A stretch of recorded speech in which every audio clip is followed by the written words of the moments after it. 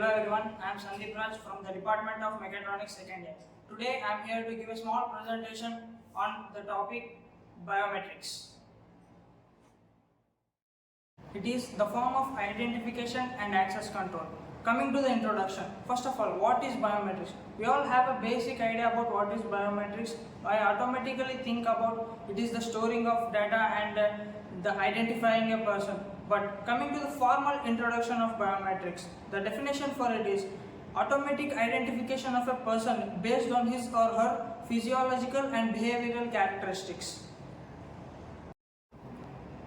Why do we need biometrics? The level of security is based on something you have combined with something you know makes who you are. Like for example, if you take a laptop or a mobile, the device you have, the data you collect in your device should be prevented. You know that it should be prevented. Like it should be secured from the other person to get access and see your data. So it makes you think that it should be prevented and it should be secured. You keep some passwords to prevent the data. Coming to the history of biometrics, in late 1800s we used ink and magnification glass to store the data of our fingerprints. After that, in late 1900s we used the scanners to scan our fingerprints and store the data. Then in 2000s, the present generation, we are using the fingerprints and cameras for security purpose. Now, key points of the history of biometrics. Alphonse Bertillon was the person who invented this system. From the ancient Egyptians and Chinese people played a large role in this system. Then, in the 14th century, the printing system was practiced by the Chinese people. Indentimate. This is the name of the system which uses the hand geometry. It means the shape of the hand and the length of the fingers. Characteristics of biometrics. Any human characteristics can be qualified as a biometric until they satisfy these conditions. Universality. For example, you can take a person's existence in this whole world. Distinctiveness. The difference between him and all other persons in this whole world. Permanence. From the date he is born up to his death. Collectability. The data he stores is known as collectability. Now, we are going to see operating modes of biometrics. There are two main important operating modes in this system: verification mode and identification mode. Identification mode can be also called as one-to-many comparison. For example, if you want to identify a person, you have to compare with him to all other persons. The data you have on that person, you have to compare on all other person's data. Verification mode. It is also known as one-to-one comparison. If you want to verify the person, whether his name is what he claims to be, you have to compare that him and all others' names one by one. Types of biometrics. There are two important types of biometrics: physiological and behavioral. In physiological, fingerprinting.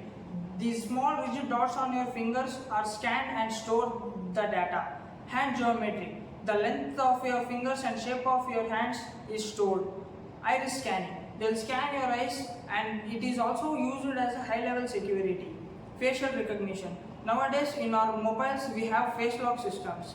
DNA. This system is used to identify the person's family or his bloodline. There are two types to identify this one, and one is blood and another one is saliva. Coming to behavioral characteristics. Keystrokes. The tones are stored when you type your password. And signature. Everyone has their unique signature, and voice. Everyone has their unique voice. Applications of biometrics. First one, it prevents unauthorized access to ATM cards, ATM machines and mobile phones, devices, etc. Then, criminal identification. Nowadays, it is the most used system to identify the criminals. Airport security. Criminals commit the crime and they try to escape from the country. Through this system, they will be found out through the cameras of the airport. Then, now biometrics can replace the keys of the automobiles. It replaces the keys can be forgotten in some places, or we might lose the key sometimes. It can be replaced with the biometric system. It gives the automatic access to the owner when it recognizes the person. Advantages of biometrics. It increases the security and reduces the administration cost. It replaces the hard to remember passwords and keys, ID cards, etc. Then it identifies the criminal when he did what, where and how.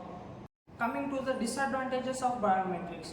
It is costly and sometimes the facial recognition may be hindered. It rejects the owner. Sometimes the false acceptances and rejections are occurred in this system. It has an error of accepting the false people and rejecting the owner. Missing body part problem. In case of any accidents, if you miss the part which you have kept as a biometric password, it rejects and it is very hard to get access for the owner. And scanning of eye is fearful. It is also it may be the high level security level of a password. Continuous scanning of eye may not damage your eye in a more severe way, but it damages the eye in a minor way, and the damage will be permanent damage. Coming to the conclusion, biometrics is an emerging area with many opportunities of improvement. Possibly in near future, you may not have to remember the password and worry about the lost IDs and keys. It will be replaced with biometric technology. For example, the fingerprints, iris scanning, and facial recognition, etc. The developers are giving you a much better vision of this system. They are giving the normal people that they will develop all these disadvantages into advantages in upcoming future. With this, I conclude my explanation, hoping that you have understood everything I have explained until now. Thank you.